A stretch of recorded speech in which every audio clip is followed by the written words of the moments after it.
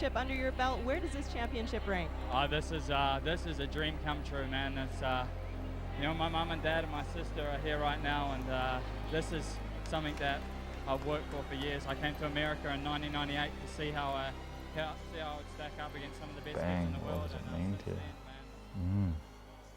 Yeah, it's become, been life for so long now, and you know, become like, I met my wife, Lucy, and her, you know, I grew up with my family and her family, you know, her brother raced, and both our families were at the track, and a lot of friends, you know, like, you know, I mean, a lot of the people that I associate with are from the sport, you know, in some way, shape or form. And they're not even like hardcore racer people like I am, or,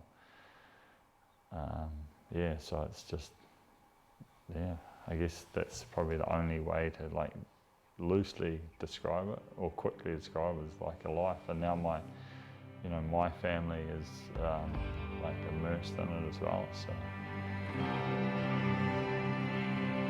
Still and I'm walking with spiders.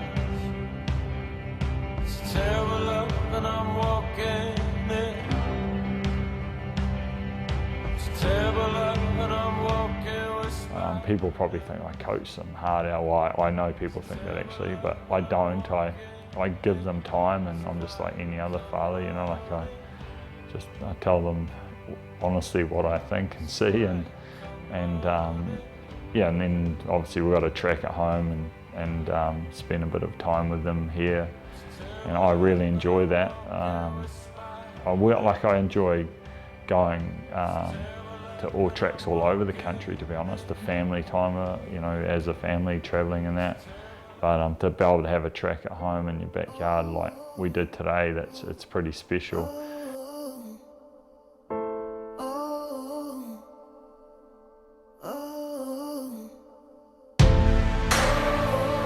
I reckon it's getting even more special for me, to be honest, and that's going to, at some point, that pendulum's going to swing, because I can ride with them now and hit all those jumps. That's heaps of fun, but probably that timeline's going to run out here pretty soon, as you guys saw.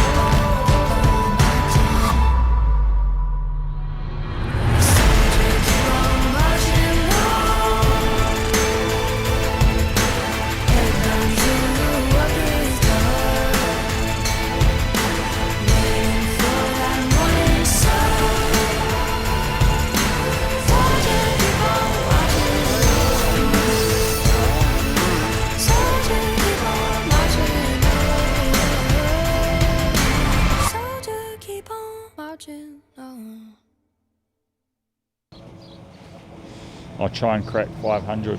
It's going to be tight. Oh no. God loves a trier.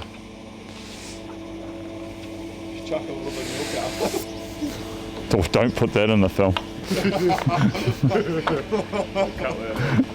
No, I don't mind if you put that in.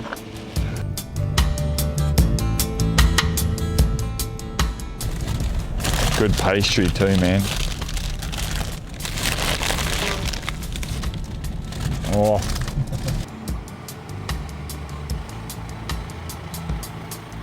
I finished racing in Europe 2016 mid-year, and came home, and then I think I just came home and said to Lucy, I want to try and be involved here locally.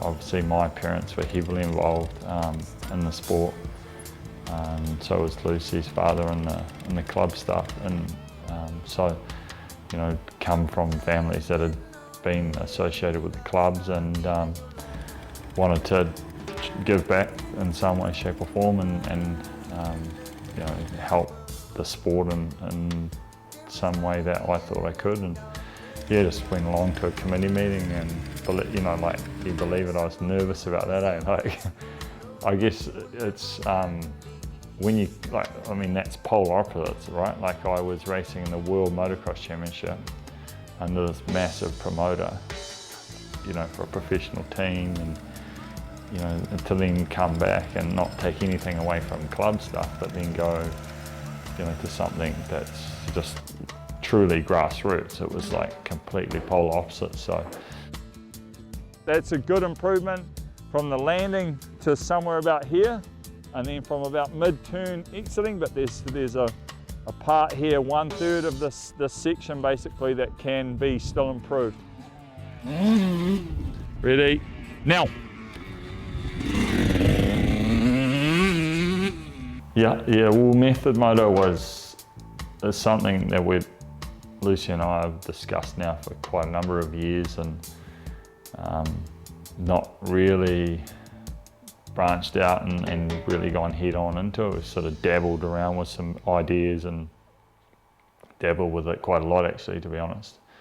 Obviously been doing a lot. I enjoy one-on-one coaching. I really, and I do a lot of, I guess, high performance rider coaching, you know, with guys and girls that have been trying to aspire to race internationally. So that's been really cool.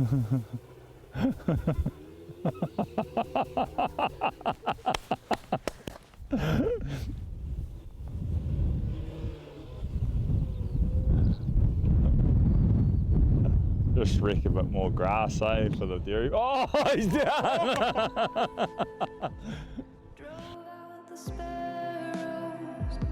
All of the clouds hang like a Oh, about 5 fence posts. That step down's obviously fairly decent. Big crosswind. Righto, let's get into it. I don't have much time today.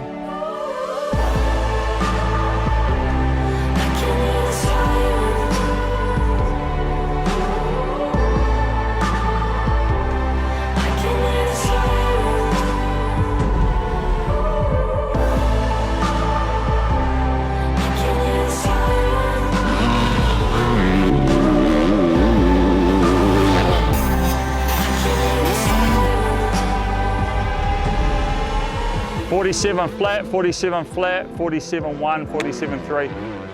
Good.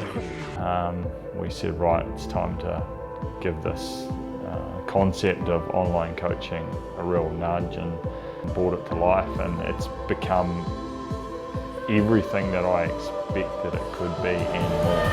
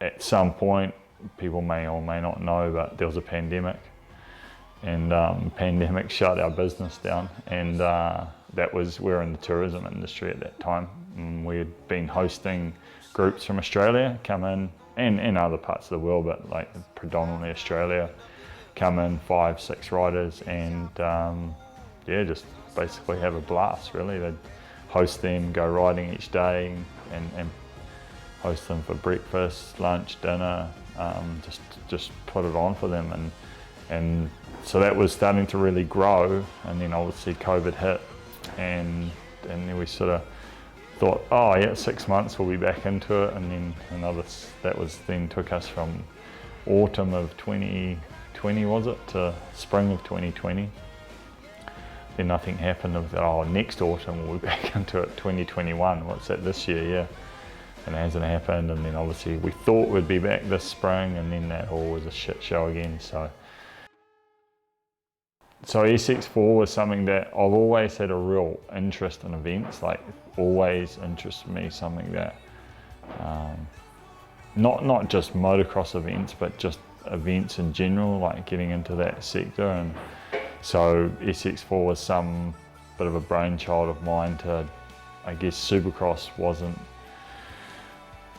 where it used to be in New Zealand, and wanted to try and resurrect some form of stadium style racing. So cooked up that little concoction of 4 riders and only 4 corners and 4 laps at a time, and seemed to be pretty good hit with the spectators, the riders, everyone in the industry. So sort of through the whole COVID thing, the first time around in 2020 was like, oh, I've got to, the tourism was shut down, I've got to do something, and we hooked into that.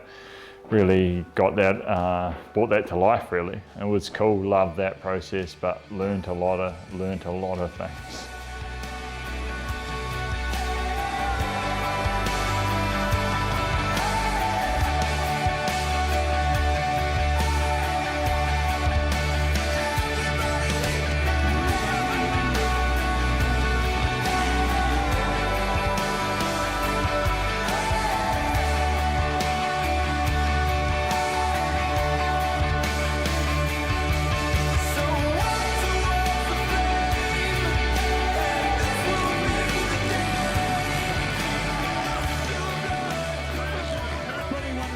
I guess the one bit of advice is not so much for riders, but families, is to be wise about how you do it and where you spend your money. And if you truly think that your son or daughter has the potential to be a racer and they're striving to do that, then you've got to really pick and choose what you spend your money in, and how you develop a plan. I guess you've got to have that plan in place, and I'm trying to help people that I'm involved with and say to them, there's one individual that I think in New Zealand right now, he's young, but I think he is showing some good signs, even at a very young age.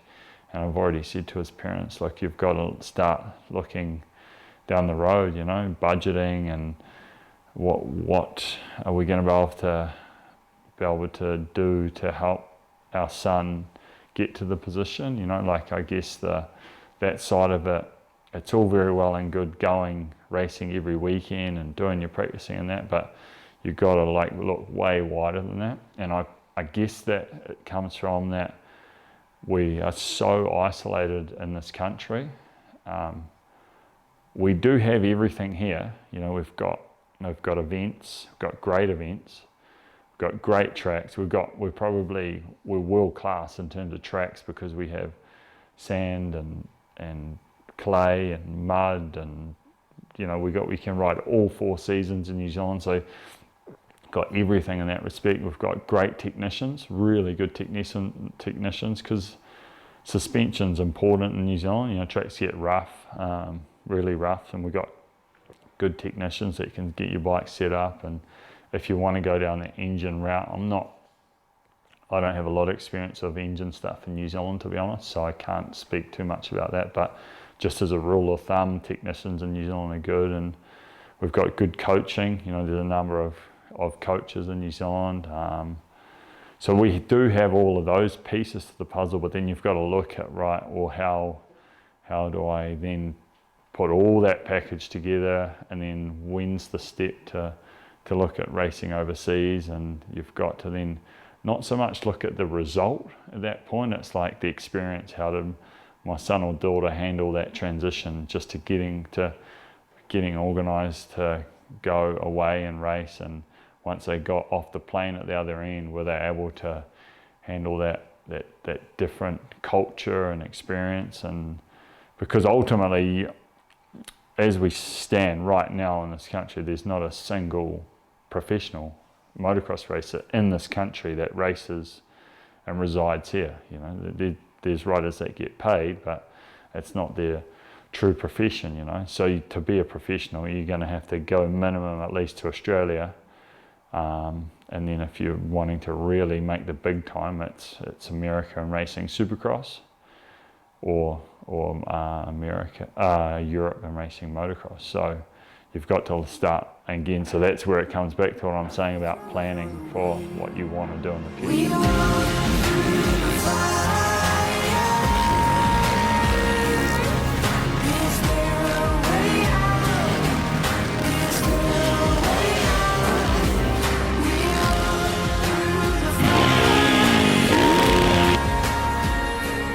If there's one single piece of advice, if you're and this goes more now to the rider, if you want to be a true professional, really, in America, you have to know how to ride supercross. That's one thing that we are lacking.